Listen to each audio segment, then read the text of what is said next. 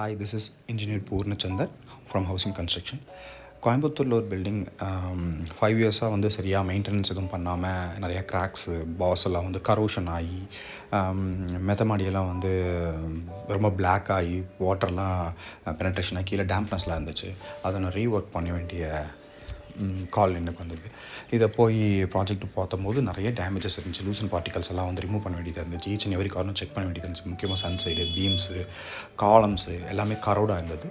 அதெல்லாம் வந்து த்ரூவெல்லாம் எடுத்துகிட்டு திருப்பி கரோட் பண்ணாமல் இருக்காருக்கு பெயிண்டிங் பண்ணிவிட்டு திருப்பி அது மேலே பாக்ஸ் மாட்டி கேஸ்டிங் பண்ணி காங்கிரீட்டை கேஸ்ட் பண்ணிவிட்டு இன்க்ளூடிங் அது மட்டும் இல்லாமல் ப்ளம்பிங் லைன்ஸான மேன்ஹோல்ஸு பைப் லைன்ஸு தென் மெத்த மாடியில் இருந்த ஓடிஎஸ்ன்னு சொல்கிற இடத்துல எல்லாம் வந்து பார்த்திங்கன்னா ரொம்ப பிளாக் அடிச்சிருந்துச்சு. அதெல்லாம் சுரண்டி எல்லாம் க்ளீன் பண்ணிவிட்டு பண்ணி கொடுத்தோம்.